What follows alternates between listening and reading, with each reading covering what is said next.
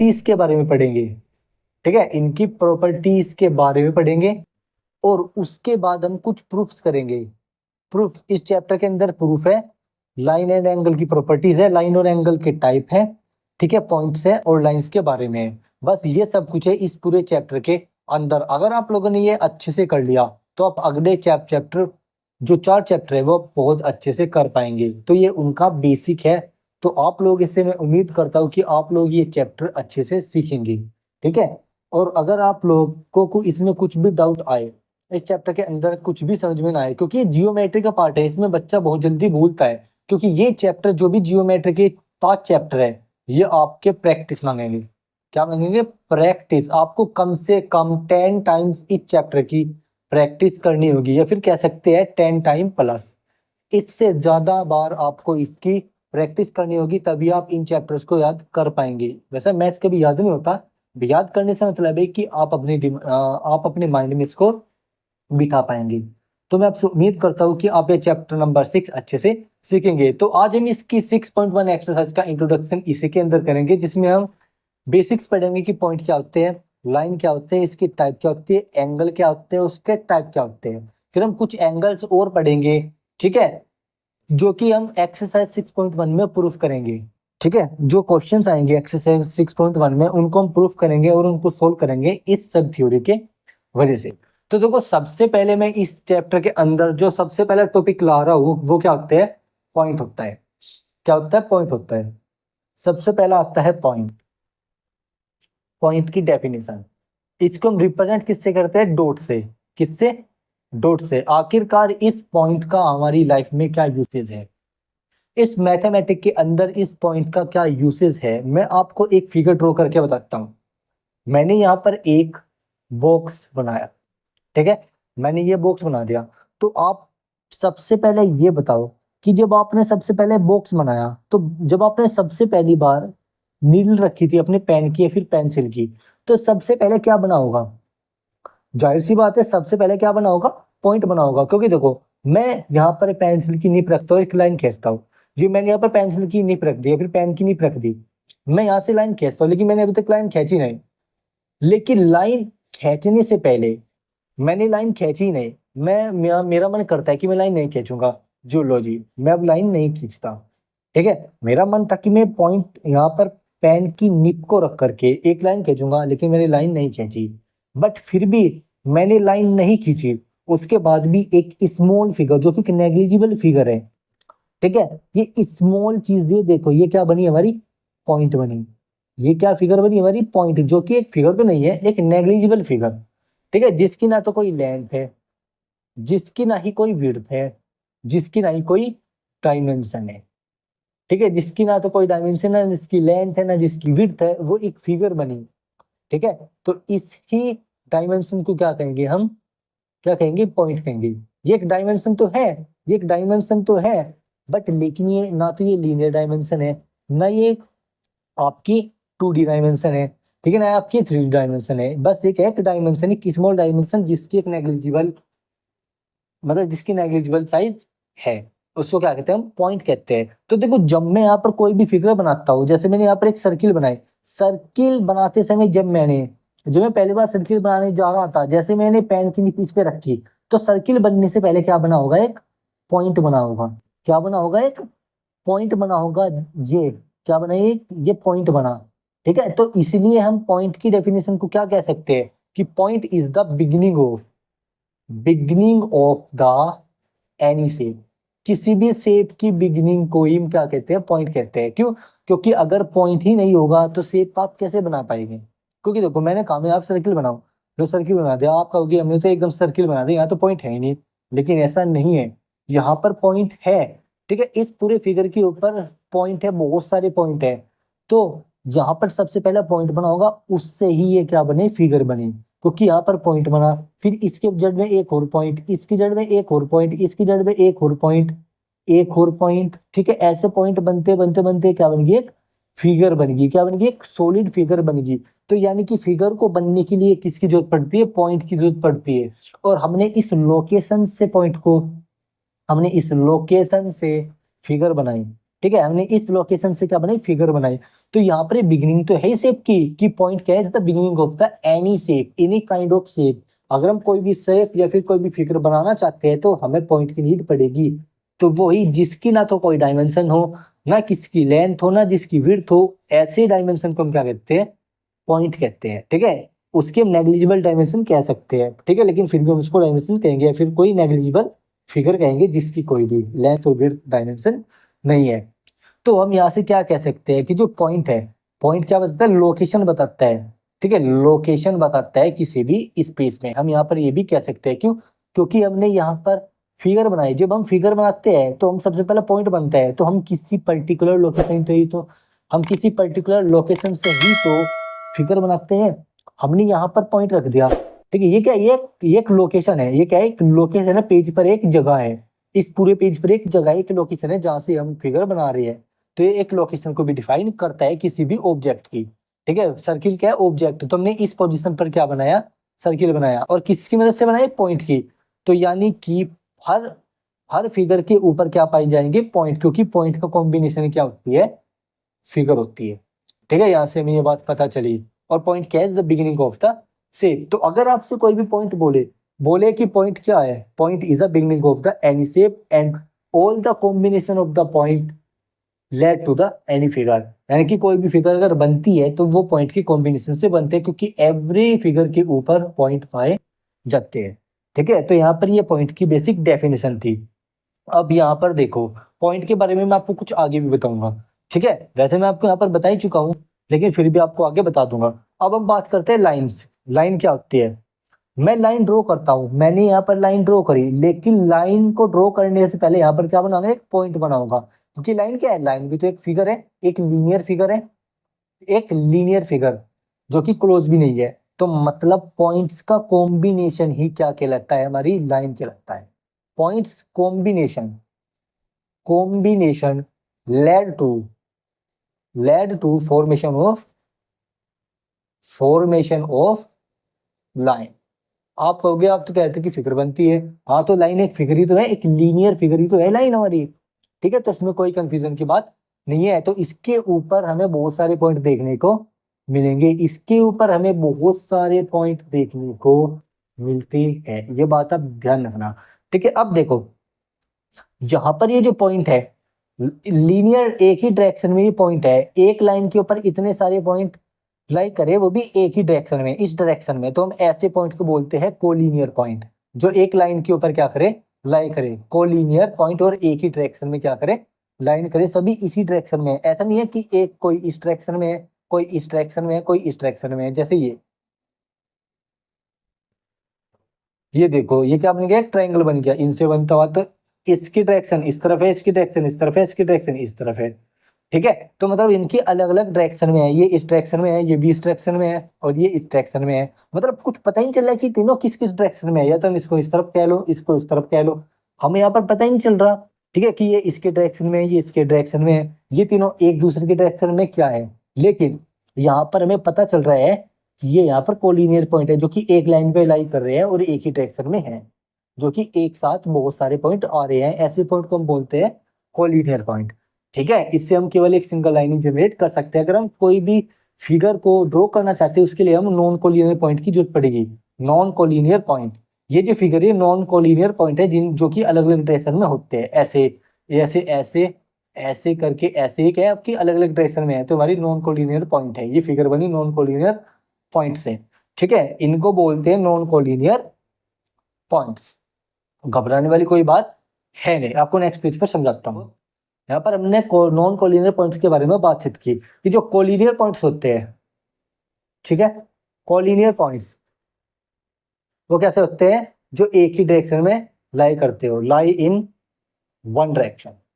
जैसे example of line, कि line के ऊपर बहुत सारे पॉइंट है लेकिन एक डायरेक्शन में। यहाँ पर भी पॉइंट है, यहाँ पर भी पॉइंट है, यहाँ पर भी पॉइंट है, यहाँ पर भी पॉइंट है। तो पॉइंट्स का कॉम्बिनेशन हमारी लाइन कहलाती है। और नॉन कोलिनियर पॉइंट, जो कि अलग अलग डायरेक्शन में हो, जो कि एक ही डायरेक्शन में लाई ना करते हो, जो कि पास पास में ना हो। जैसे ये, जैसे ट्राइंगल हो गया आपका। ठीक है, एक पॉइंट यहाँ, एक पॉइंट यहाँ, एक पॉइंट यहाँ, ये पता नहीं चल रहा कि ये इसके डायरेक्शन में है या इसके डायरेक्शन में है, क्योंकि इसकी डायरेक्शन ये है, इसकी जगह ये है, इसकी जगह ये है, यानी कि प्लेन अलग है, वहां पर प्लेन एक ही है। ठीक है, अब देखो यहाँ पर जैसे कि आपका ये हो गया रेक्टेंगल। ठीक है, इधर यहाँ से लेकर यहाँ तक तो कोलिनियर है, लेकिन ये इस वाली डायरेक्शन में है, ये इस डायरेक्शन में, ये इस डायरेक्शन में, तो मतलब यहाँ पर नॉन कोलिनियर पॉइंट से क्रॉस फिगर बनती है। ठीक है, नॉन कोलिनियर पॉइंट से फिगर बनती है। लेकिन अगर आप यहाँ से लेके यहाँ तक की इसकी एक एज पर देखो तो यहाँ पर आपकी कोलिनियर पॉइंट से होंगे जो कि इस लाइन के ऊपर लाई करेंगे। ठीक है, वैसे अगर टोटल ओवरऑल देखोगे तो यहाँ पर नॉन कोलिनियर पॉइंट्स आपके होंगे, और अगर इसकी एक एज पर देखोगे तो यहाँ से लेके यहाँ तक तो आपकी कोलिनियर पॉइंट्स होंगे, क्योंकि इस लाइन के ऊपर भी पॉइंट्स नहीं होंगे, क्योंकि पॉइंट्स का कॉम्बिनेशन ही फिगर होती है। वो कोई भी फिगर हो, ओपन फिगर हो जैसे कि लाइन, या फिर क्लोज फिगर हो जैसे rectangle and triangle and so on etc, कोई भी आपकी फिगर हो सकती है। लाइंस का झंझट हो गया खत्म। अब मैं लाइन के टाइप्स के बारे में बातचीत करूंगा। लाइंस के टाइप, लाइन का टाइप सबसे पहला होता है line segment. Line segment, line segment का क्या मतलब है कि लाइन का पार्ट, लाइन का जो पार्ट होता है, lines part called line segment. Line की जो पार्ट कर दो, जैसे हमारे पास एक लाइन है, क्योंकि लाइन क्या है, दोनों डायरेक्शन में हम कितने भी इसको एक्सटेंड कर सकते हैं। ठीक है, लाइन तो बहुत बड़ी है, लेकिन लाइन सेगमेंट क्या है, उसका एक पार्ट, कि अगर मैं यहाँ पर एक पॉइंट लगा दूं, यहाँ पर एक पॉइंट लगा दूं, ठीक है, मैंने यहाँ पर एक कट लगा दिया, यहाँ पर एक कट लगा दिया, इसको मैंने कर लिया अलग। ठीक है, तो यहाँ पर भी एक पॉइंट होगा एंड में, यहाँ पर भी एक पॉइंट एंड में होगा, तो इसके दोनों तरफ क्या होगा, पॉइंट होगा, तो मतलब इसकी क्या हो जाएगी, फिक्स्ड लेंथ हो जाएगी। इसकी क्या हो जाएगी, फिक्स्ड लेंथ। तो ये क्या होती है हमारी लाइन सेगमेंट। हाँ, हालांकि मैं इसको लाइन ही बुलाते हैं, इसको लाइन सेगमेंट नहीं नहीं बुलाते, क्यों, क्योंकि लाइन का पार्ट है, तो हम इसको लाइन ही कहेंगे। ठीक है, ये लाइन का पार्ट है, ये लाइन होगी, हम इसको लाइन बुलाते हैं, लेकिन ये क्या है, लाइन सेगमेंट, लाइन का एक पार्ट है जिसकी एक एक्चुअल लेंथ है। लाइन तो बहुत बड़ी है, इसको इस डायरेक्शन में इंक्रीज कर लो या फिर इसको उस डायरेक्शन में इंक्रीज कर लो, इसकी इनफाइनाइट लेंथ है। किसने, इनफाइनाइट, इसको हम दोनों डायरेक्शन में एक्सटेंड कर सकते हैं, लेकिन उसकी अनफिक्स्ड लेंथ है, लेकिन इसकी फिक्स्ड लेंथ है, जिसके दोनों तरफ क्या होंगे, पॉइंट होंगे। इसके ऊपर भी पॉइंट होंगे, लेकिन एंड में क्या होंगे, दो पॉइंट होंगे, जिसकी वजह से इसकी फिक्स लेंथ हो जाएगी। ठीक है, इसकी क्या होती है, फिक्स लेंथ। अब इसको हम दोनों डायरेक्शन में एक्सटेंड कर सकते हैं अगर हम लोग करना चाहें। ठीक है, सॉरी सॉरी, हम सिर्फ लाइन को कर सकते हैं, इसको हम दोनों तरफ में एक्सटेंड नहीं कर सकते। क्यों, क्योंकि यहाँ पर क्या है, यहाँ पर इसकी फिक्स लेंथ हो गई, तो हम इसको एक्सटेंड तो नहीं कर सकते वरना ब्रेक हो जाएगी, लेकिन हम लाइन को दोनों तरफ एक्सटेंड कर सकते हैं। अब दूसरा दूसरा इसका जो आपका टाइप है वो आता है रे। रे आपकी क्या होती है, जो एक ही डायरेक्शन में फॉलो करे, जैसे कि ये यहाँ पर क्या है, एक जगह इसका पॉइंट है, एक जगह क्या है इसकी, ये तीर का निशान है, इसका मतलब क्या है कि ये आगे तक एक्सटेंड हो सकती है। इसको हम जितना चाहे आगे तक एक्सटेंड कर सकते हैं, जो कि केवल वन डायरेक्शन में एक्सटेंड हो सकती है। इसको हम क्या बोलते हैं, रे बोलते हैं। ये भी क्या है, एक लाइन का पार्ट है। एक लाइन ही ऐसी है जिसको हम दोनों डायरेक्शन में एक्सटेंड कर सकते हैं, लेकिन जिसको हम एक ही डायरेक्शन में एक्सटेंड कर सकते हैं उसको हम क्या बोलते हैं, रे बोलते हैं। और लाइन सेगमेंट क्या होता है, जिसकी फिक्स लेंथ हो, जिसकी फिक्स लेंथ होती है उसको हम लाइन सेगमेंट बोलते हैं। ठीक है, जो कि दो पॉइंट से मिलकर के बनती है। वैसे तो इसके ऊपर मतलब इसके ऊपर इनफाइनाइट मैनी पॉइंट्स है, बहुत सारे पॉइंट्स मिलकर बनी है, लेकिन एंड में उसके दो पॉइंट होते हैं, जिसकी वजह से उसकी लेंथ फिक्स हो जाती है। लेकिन लाइन लाइन के एंड में भी पॉइंट होते हैं, लेकिन हम लाइन को दोनों तरफ एक्सटेंड कर सकते हैं। ठीक है, और लाइन सेगमेंट लाइन का पार्ट होती है, और रे भी लाइन सेगमेंट का या फिर कह सकते हैं लाइन का पार्ट होती है, जिसकी एक तरफ पॉइंट होता है। ठीक है, दूसरी तरफ हम उसको कितना भी एक्सटेंड कर सकते हैं। ठीक है, यहाँ से इसकी स्टार्टिंग होती है और यहाँ पर इसको हम कितना भी एक्सटेंड कर सकते हैं। तो ये लाइन की क्या होते हैं, कुछ टाइप्स होते हैं। अब हम बात करते हैं, यहाँ पर अब हम बात करेंगे एंगल्स की। किसकी बात करेंगे, एंगल्स की बातचीत करेंगे। हमने यहाँ पर अभी तक जो पढ़ा है, पॉइंट्स के बारे में पढ़ लिया कि पॉइंट क्या होते हैं। ठीक है, उसके टाइप पढ़ लिए, कोलिनियर, ठीक है, जो कि एक ही डायरेक्शन में लाई करते हैं किसी लाइन के ऊपर। ठीक है, जैसे 1 2 3 4 ऐसे। ठीक है, और नॉन कोलिनियर, नॉन कोलिनियर जो कि अलग अलग डायरेक्शन में ऐसे ऐसे, यानी कि जितनी भी क्लोज फिगर होती है वे सब नॉन कोलिनियर पॉइंट से मिलकर बनी हुई होती है। उसके बाद हमने लाइन पढ़ा कि जितने भी पॉइंट का कॉम्बिनेशन है वो हमारा क्या बनाता है, एक लाइन बनाता है। क्या बनाता है, लाइन बनाता है। ठीक है, और या फिर हम कह सकते हैं कोई भी any figure can be made by point. और लाइन क्या है, लाइन भी तो एक फिगर है जो कि एक वन डायमेंशनल फिगर है। क्या है? One dimensional figure. ये आपको बताना बोले थे कि लाइन एक वन डायमेंशनल फिगर है जो कि पॉइंट से मिलकर के बनती है, ठीक है। बट पॉइंट की कोई डायमेंशन नहीं होती, उसके ऊपर पॉइंट पाई जाएंगे लाइन के ऊपर, और एवरी फिगर के ऊपर पॉइंट पाई जाएंगे, लेकिन every point have no dimension. उसकी कोई भी डायमेंशन नहीं होती, मतलब उसकी ना तो कोई लेंथ होती, ना ही कोई विड्थ होती, ना ही कोई हाइट होती है। ये बात ध्यान रखना, एक स्मॉल टीनी ऑब्जेक्ट है, एक टीनी ऑब्जेक्ट है पॉइंट, ठीक है, जो कि लोकेशन को बताता है, क्योंकि हम पर्टिकुलर लोकेशन से ही ड्रॉ करना शुरू करते हैं। अब हम यहाँ पर पढ़ेंगे एंगल्स के बारे में। एंगल्स के बारे में हम यहाँ पर पढ़ने वाले हैं, और आप इस चैप्टर में थ्योरम भी पढ़ेंगे। थ्योरम भी मोस्ट इंपोर्टेंट पार्ट है। इसके अंदर टोटल 47 है, पूरे चैप्टर के अंदर 47 थ्योरम्स है, और इनको हम प्रूफ भी करेंगे। इसमें से कुछ थ्योरम आपकी प्रूफ होंगी, कुछ नहीं होंगी, कुछ थ्योरेटिकल होती है और कुछ आपकी प्रैक्टिकल होती है। जो प्रैक्टिकल है मैं आपको वही कराऊंगा, थ्योरेटिकल आपको नहीं कराऊंगा, बस उसको आपको समझा दूंगा, ठीक है। क्योंकि ज्यादातर थ्योरम इसमें हम प्रूफ नहीं कर सकते, होती है लेकिन वो थ्योरेटिकल है, किसी काम की नहीं है, बस उससे हम कॉन्सेप्ट उठा सकते हैं, ये बात ध्यान रखना। अब यहाँ पर एंगल्स के बारे में बातचीत करते हैं। मैं अगर एंगल ड्रॉ करूँ, क्योंकि एंगल तो हम सबको पता है, अपने एट तो सेवन्थ क्लास में पढ़े होंगे, तो एंगल क्या होता है? ये होता है, ये एक एंगल है, ठीक है भाई। मुझे नहीं पता कौन सा एंगल है, अभी मैं बाद में बताऊंगा। हमारे पास ये एक एंगल है, ठीक है। यहाँ पर क्या है? ये एक एंगल है, ठीक है। इसमें ध्यान से देखो, यहां से लेके यहां तक ये क्या है? ये एक पॉइंट है, ये एक पॉइंट है, ये क्या है? लाइन सेगमेंट, या फिर क्या कह सकते हैं लाइन। आप कहोगे सर आप तो कह रहे थे कि जिसकी फिक्स लेंथ होती है, जिसके दोनों तरफ पॉइंट होते हैं, वो तो लाइन सेगमेंट होती है। हाँ, वो लाइन सेगमेंट होती है, लेकिन वो लाइन का एक पार्ट है, तो हम उसको लाइन भी कह सकते हैं, ठीक है। लेकिन लाइन को हम लाइन सेगमेंट नहीं कह सकते, ये बात ध्यान रखना, ठीक है। अब देखो, यहां से लेके यहां तक भी क्या है? ये लाइन सेगमेंट है, ठीक है। या फिर कह सकते हैं रे है, क्योंकि हम इसको आगे तक भी एक्सटेंड कर सकते हैं। हम इसको रे रे कह सकते हैं, ठीक है। लाइन सेगमेंट का कहकर रे कह सकते हैं, ठीक है। अब देखो, ये क्या बना है इसके बीच में? एंगल बना, जो कि थीटा से रिप्रेजेंट करते हैं। इसको आप 8th चैप्टर, आप 10th क्लास में पढ़ोगे। लेकिन ये एंगल है आपका। एंगल बना कैसे? ये रे है, ये मिली आपस में इस रे के साथ, किस पर? एक कॉमन पॉइंट पर। एक कॉमन पॉइंट पर क्या बनी? दो लाइनें मिली, जिसने क्या फॉर्म की? एंगल फॉर्म की। क्या फॉर्म की? एक एंगल फॉर्म की। और ये क्या मेजर कर रहा है? इन दोनों के बीच की डिस्टेंस की, इससे कितनी दूरी पर है, ठीक है। ये इससे कितनी दूरी पर है, तो वो हम किससे पता करते हैं? इस एंगल से, ठीक है। इस थीटा से हम इसकी डिस्टेंस इससे पता करते हैं कि इसके बीच का अंतर क्या है। तो एंगल क्या हो गया? Angle is a measure of, angle is measure of distance between two lines, distance between two lines.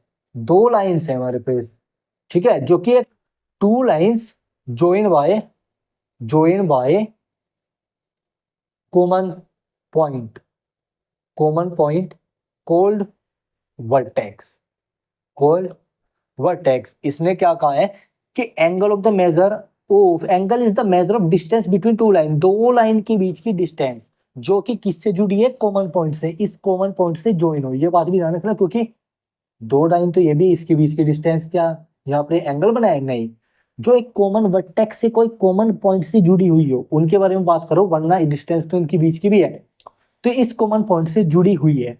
तो मतलब यहाँ पर कॉमन पॉइंट को हम क्या कहेंगे? वर्टेक्स कहेंगे, वर्टेक्स कहेंगे, क्योंकि इसने है कॉमन पॉइंट कॉल्ड वर्टेक्स। इसको क्या कहेंगे? वर्टेक्स, जिससे ये जुड़ी हुई है, ठीक है, जिससे ये जुड़ी हुई है दो लाइनें, उसको क्या बोलेंगे? वर्टेक्स। और बीच का जो मेजर है, इसको बोलेंगे एंगल, ये बात आप ध्यान रखना। और जो लाइंस ये है जिनसे मिलकर के एंगल बना, इनको बोलेंगे आर्म। ये जो लाइन है, इसको बोलेंगे आर्म, इसको बोलेंगे आर्म ऑफ द एंगल्स। तो जिन लाइन से मिलकर के एंगल बना है, उनको हम आर्म्स बोलते हैं, ठीक है, आर्म्स।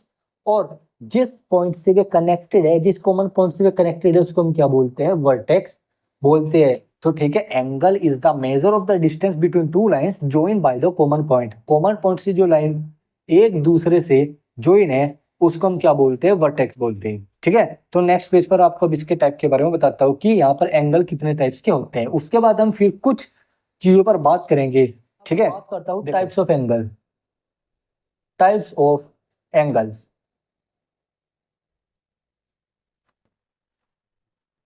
टाइप्स ऑफ एंगल्स में मैं बात करूंगा, सबसे पहला जो एंगल आता है वो आता है एक्यूट एंगल। Acute angle. अब ये एक्यूट एंगल कौन सा होता है? जो एंगल 0 से 90 डिग्री के बीच में होगा, जिसका मेजर 0 से 90 डिग्री के बीच में होगा, उसको हम क्या बोलेंगे? Acute angle. जहां पर x क्या है? एक एंगल है, where x equal to angle. x क्या आपका एंगल है। जैसे कि ये मान लो ये 30 डिग्री है, तो 0 से बड़ा है और 90 से छोटा है, तो इसको हम क्या बोलेंगे? Acute angle. ठीक है, ये बात आप ध्यान रखना, ये आगे काम आएंगे आपके। सेकेंड है आपका एक्यूट एंगल के बाद right angle. Right angle, right angle क्या है? जिसका एक्यूट मेजरमेंट, एक्यूट मेजर, जिसका मेजर या फिर कह सकते हैं एग्जैक्ट मेजर, एग्जैक्ट मेजर कितना हो? 90 डिग्री हो। जिसका एग्जैक्ट मेजर क्या हो? 90 डिग्री। अगर एक्स एंगल 90 डिग्री के इक्वल है, ठीक है, तो ये हमारे क्या हो जाएगा? राइट एंगल, जिसको हम इससे रिप्रेजेंट कर दे, दो स्ट्रेट लाइन, एक इधर और एक इधर, ये इसके परपेंडिकुलर होगी, ये इसके परपेंडिकुलर होगी, और इसको हम क्या बोलते हैं? 90 डिग्री। ठीक है, इसको बोलेंगे राइट एंगल। ये बात आप ध्यान रख लेना। अब राइट एंगल के बाद आता है ऑब्ट्यूस एंगल। ऑब्ट्यूस एंगल कौन सा होता है? अगर यहाँ पर कोई एंगल x है, वो 90 डिग्री से तो बड़ा है और 180 डिग्री से क्या है? छोटा है, उसको हम बोलेंगे ऑब्ट्यूस एंगल। जो इन दोनों एंगल्स के बीच में पाया जाएगा, उसको हम बोलेंगे ऑब्ट्यूस एंगल। जैसे कि ये मान लो ये 120 डिग्री है, तो 180 से छोटा है बट 90 से बड़ा है, तो हमारा क्या हो जाएगा? Obtuse angle. ध्यान रख लेना। ठीक है, फोर्थ आता है, इसके बाद आता है आपका 180 डिग्री पर जो आपका होता है straight angle. Straight angle, straight angle क्या होगा? जिसका मेजरमेंट क्या होगा? 180 डिग्री। जैसे कि ये वाला एंगल, इसका मेजरमेंट 180 डिग्री, जो कि एक एग्जैक्ट सीधी लाइन होगी, और यहाँ पर ये क्या होगा? एंगल होगा, और यहाँ पर एक वर्टेक्स होगा जिससे ये दोनों लाइन जुड़ी हुई होंगी, तो ये होगा 180 डिग्री। इसको हम क्या बोलेंगे? Straight angle. ठीक है, अब आता है फाइव। यहाँ पर क्या होगा? जो 180 डिग्री से, मतलब या फिर हम कह सकते हैं, अब यहाँ पर रिफ्लेक्स एंगल की बात करेंगे।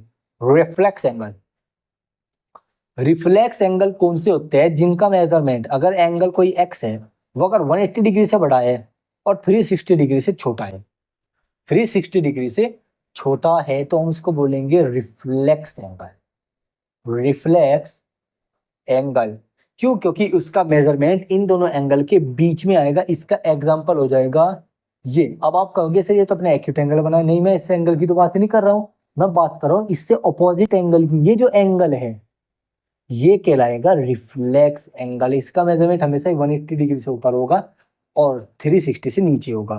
ठीक है, ये एंगल तो आपका एक्यूट या फिर कुछ भी हो सकता है, ठीक है, वो डिफाइन करता है, लेकिन जो इसके पीछे का एरिया है, ठीक है, जो इसके पीछे का एरिया है, वो क्या कहलाएगा? हमारा रिफ्लेक्स एंगल, जो कि 180 से बड़ा होगा और 360 से छोटा। क्यों? क्योंकि ये आपका कंप्लीट एंगल है, ये यहाँ से लेकर यहाँ तक का आपका कंप्लीट एंगल है, ये 360 है।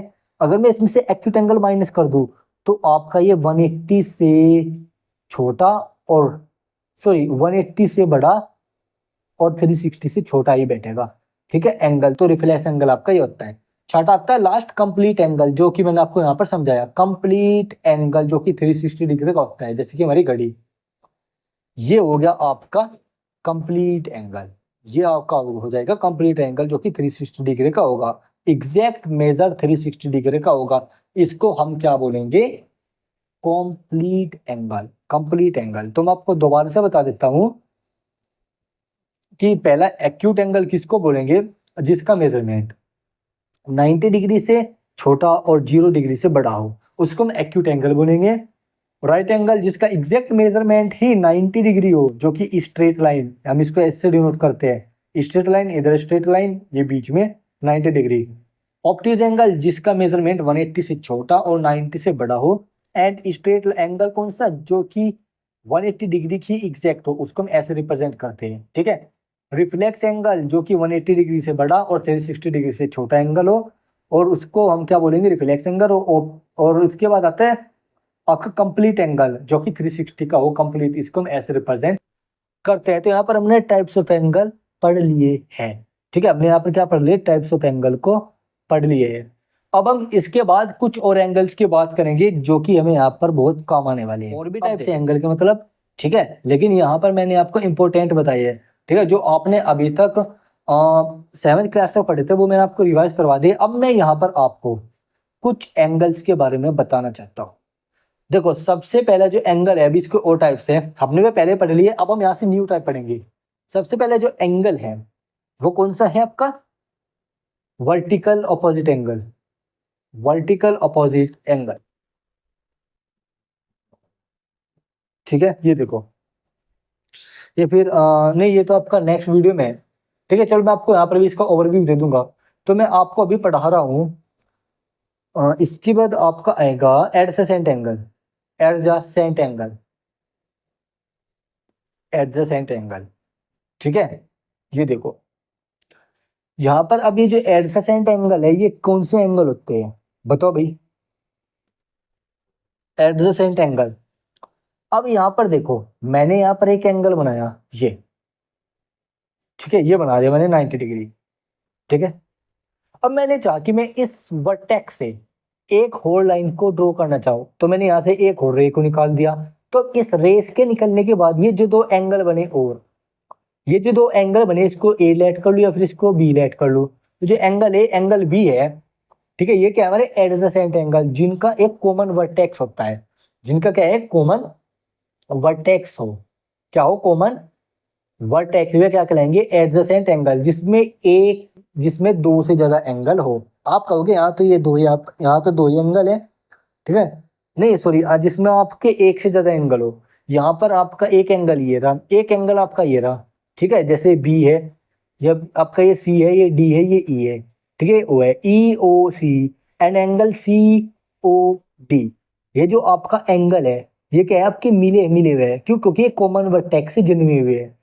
इसकी आर्म, इस वाले एंगल की आर्म ये कॉमन है, और ये वाली आर्म जो है, ये जो एंगल बना रही है भी इस वर्टेक्स से बना रही है। इस वाले एंगल की जो आर्म है और ये जो आर्म है, ठीक है, ये क्या बना रही है? इसी वर्टेक्स से बना रही है, जो कि कॉमन वर्टेक्स है। तो ऐसे एंगल को हम बोलेंगे एडजेसेंट एंगल। एडजेसेंट एंगल्स हम इसको बोलेंगे। क्या बोलेंगे? एडजेसेंट एंगल हम इसको बोलेंगे। ये बात आप याद रखना, ठीक है। कभी आप सोचो कि ये है तो ये हमारे एडजेसेंट एंगल है, नो, ये एडजेसेंट है नहीं। क्यों?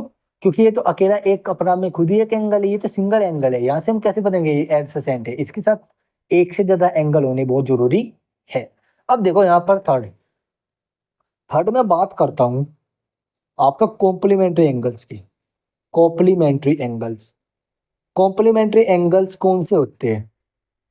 वे एंगल जिनका सम, अगर हमारे पास कोई एंगल ए है और कोई एंगल बी है, अगर इनका सम 90 डिग्री आ रहा है, ठीक है, इनका सम अगर 90 डिग्री आ रहा है, तो ये हमारे क्या कहलाएंगे? Complementary angles.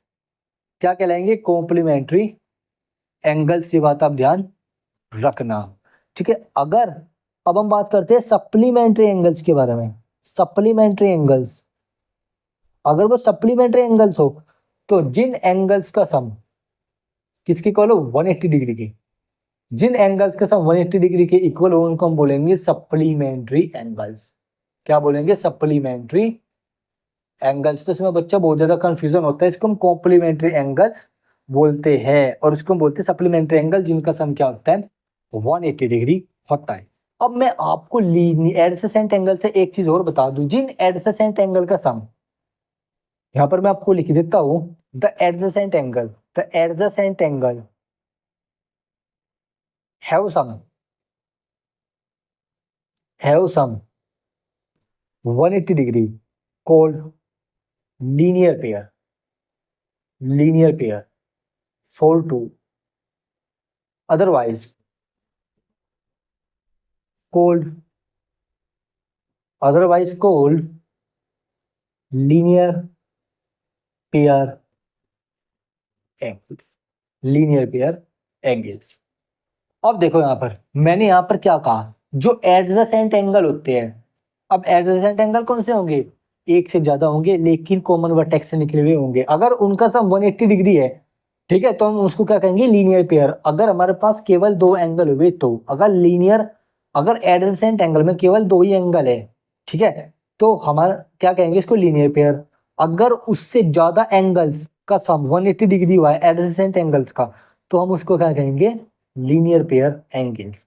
कैसे? एग्जांपल में देख लो, ये जैसे मैंने ये कर दिया, ये लो जी भाई, एक एंगल है, एक एंगल है, ये E O P Q, angle E O P, ये जो एंगल ई ओ पी है, ठीक है, और यहाँ पर एंगल ई ओ क्यू है, ठीक है, इनका आपस में सम क्या है 180 डिग्री, ठीक है। तो यहाँ पर जो ये इसकी दूसरी वाली आर्म है, ये हमेशा ही स्ट्रेट रहेगी, ध्यान रखना, ये हमेशा क्या रहेगी, स्ट्रेट ही रहेगी। अगर 180 डिग्री से मैं, क्यों, क्योंकि यहाँ पर 180 डिग्री का ये साइन भी बनना जरूरी है। तो ये तभी बन सकता है जब ये जो आर्म है, ठीक है, जो अपोजिट आर्म है, कॉमन आर्म तो इन दोनों एंगल की ये है, नॉन कॉमन आर्म जो है वो 180 डिग्री का एंगल बनाएगी, अगर उन दोनों का सम क्या होगा 180 डिग्री।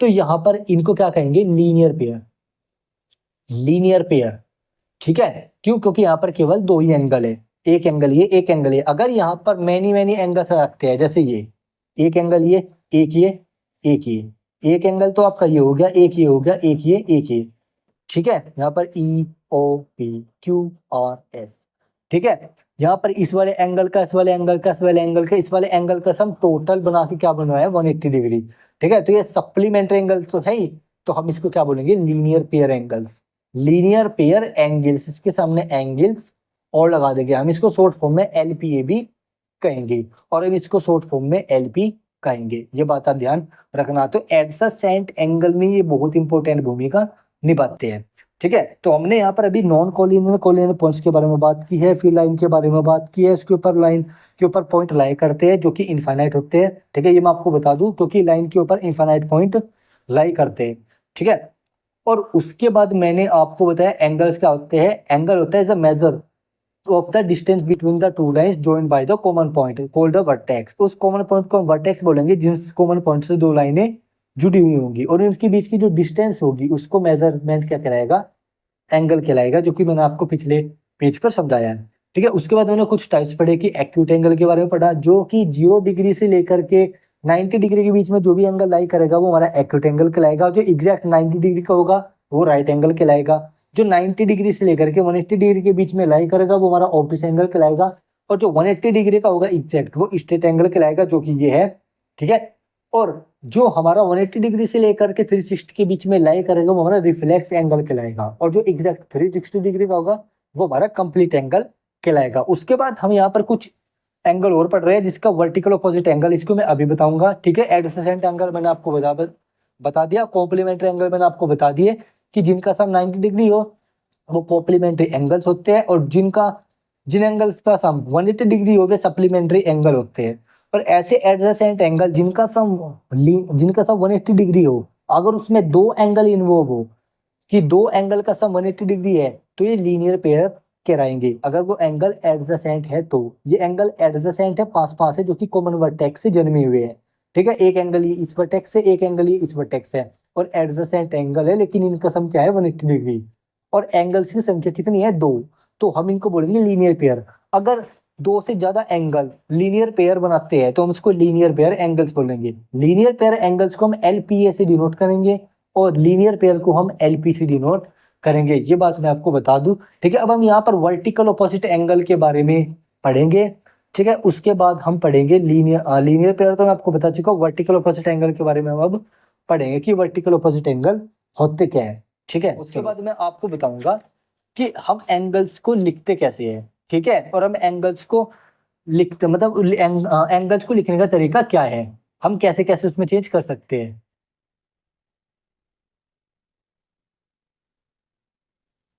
देखो यहाँ पर vertical opposite angle, vertical opposite angle, ठीक है, ये लो।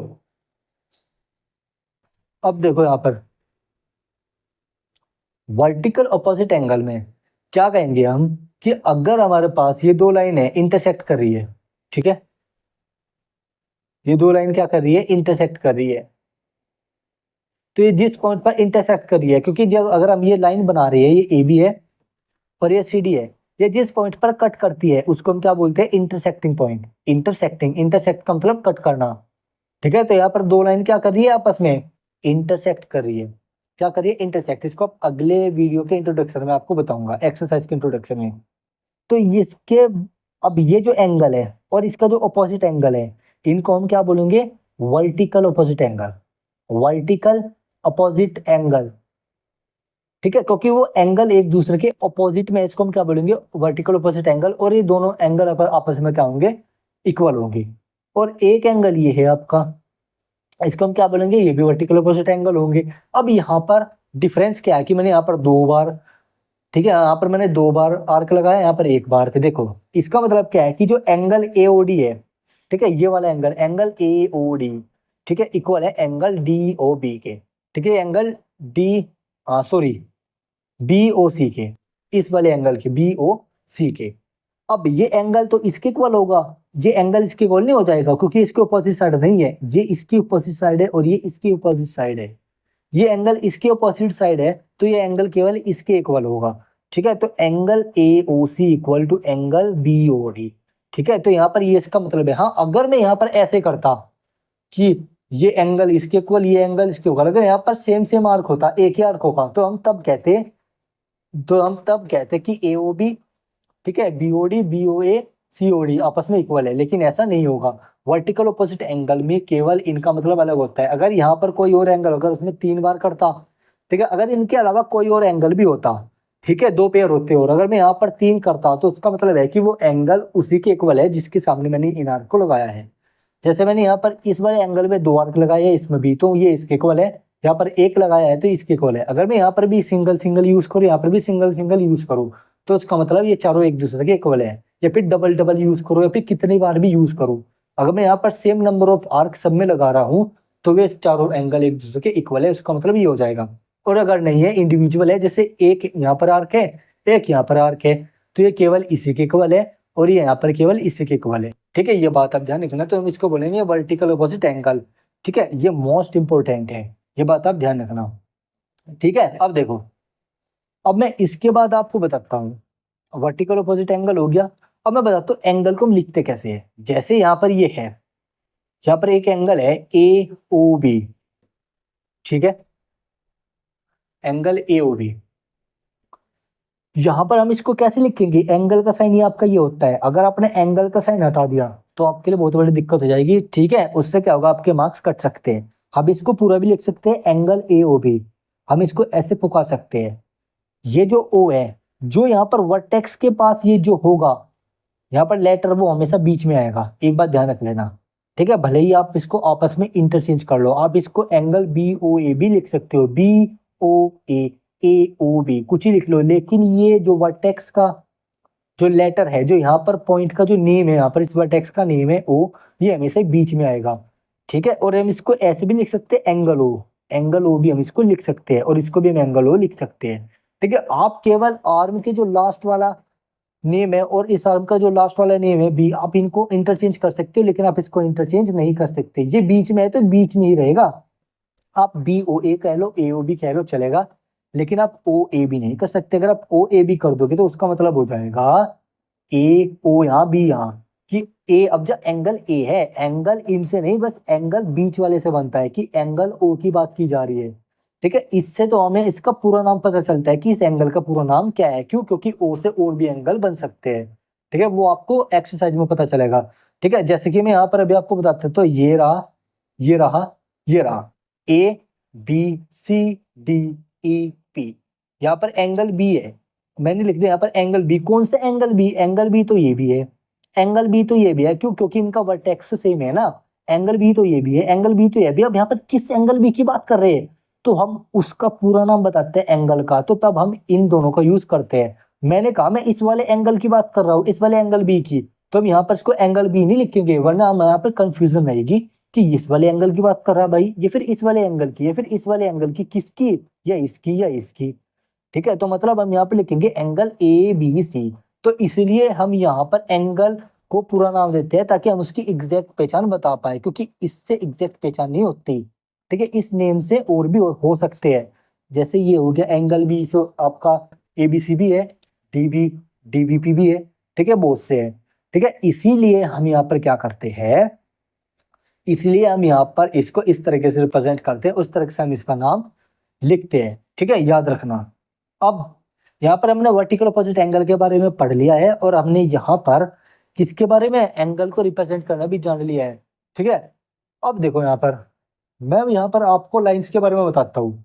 लाइंस जब इंटरसेक्ट करती है, इंटरसेक्टिंग लाइन कौन सी होती है? जो आपस में इंटरसेक्ट करती है, ये रही, ठीक है, ये रही आपकी भाई, ये रही आपकी, ये लाइन आपकी आपस में इंटरसेक्ट कर रही है, ए बी सी डी, मतलब कि एक दूसरे को कट करिए एक सिंगल पॉइंट पर, इसको बोलेंगे इंटरसेक्टिंग लाइन। और पैरेलल लाइन कौन सी होती है? पैरेलल लाइंस, देखो जो इंटरसेक्ट करते हैं इसको हम नॉन पैरेलल लाइंस भी बोलते हैं, जो कि पैरेलल नहीं है, ठीक है। पैरेलल लाइंस होती है जो एक दूसरे से इंटरसेक्ट नहीं करती, जैसे कि ये, ठीक है, ये लाइन, इनके बीच की डिस्टेंस क्या रहेगी? हमेशा ही सेम रहेगी। इनको क्या बोलते हैं? पैरेलल लाइंस की इनके बीच की डिस्टेंस हमेशा इक्वल रहेगी, यहाँ पर भी, यहाँ पर भी, लेकिन यहाँ से इनकी डिस्टेंस घटती है। जैसे यहाँ पर इतनी डिस्टेंस है, यहाँ पर इतनी है, यहाँ पर इतनी घट गई ना, उसके वजह से इंटरसेक्ट कर गई, और इसको हम बोलेंगे non intersecting line. Non intersecting line भी हम इसको बोल सकते हैं, जो कि पैरेलल लाइंस आपकी होती है, ठीक है। तो यहाँ पर बेसिकली हमने क्या जाना? हमने पॉइंट के बारे में जाना, फिर लाइंस के बारे में जाना, लाइन के टाइप्स के बारे में जाना, एंगल्स के बारे में जाना, एंगल्स के टाइप के बारे में जाना, और एंगल्स के टाइप के बाद हमने यहाँ पर एंगल को रिप्रेजेंट करना सीखा, और हमने लीनियर पेयर के बारे में जाना, लीनियर पेयर एंगल्स के बारे में भी हमने यहाँ पर जाना, और हमने वर्टिकल अपोजिट एंगल के बारे में भी जाना कि वर्टिकल अपोजिट एंगल आपका ये होता है। अब देखो हम इसको वर्टिकल अपोजिट एंगल एक दूसरे के इक्वल होते हैं, हम इसको प्रूफ भी करेंगे। ये क्या है? हमारी थ्योरम है। थ्योरम आपकी मोस्ट इंपोर्टेंट है, थ्योरम भी एग्जाम में पूछी जाती है, ठीक है। तो थ्योरम भी मैं आपको प्रूफ कराऊंगा एक अलग वीडियो बना करके, ठीक है। तो मैं आपको थ्योरम जो भी प्रूफ करवाऊंगा हर चैप्टर से, वो मैं उसकी एक एक थ्योरम को हर एक वीडियो में सेपरेट करके अच्छे से समझाऊंगा, ठीक है।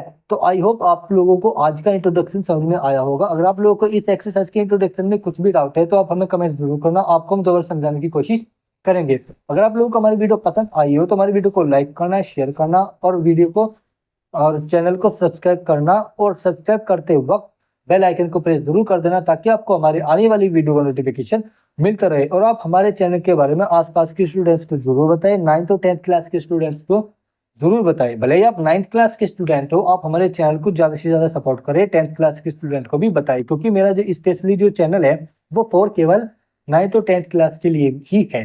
मैं चाहूँ तो 11th और 12th क्लास का भी शुरू कर सकता हूँ, लेकिन अभी मेरे पास टाइम नहीं है, ठीक है, क्योंकि मैं अपना भी वर्क करता हूँ, क्योंकि मैं भी एक कॉलेज स्टूडेंट हूँ, ठीक है। तो चलिए स्टूडेंट, चलते हैं। Thank you for watching video, और हाँ, हमारे चैनल को सब्सक्राइब करना मत भूलना, और बेल आइकन को प्रेस करना मत भूलना। तो चलिए चलते हैं, tata bye bye, thank you for watching video.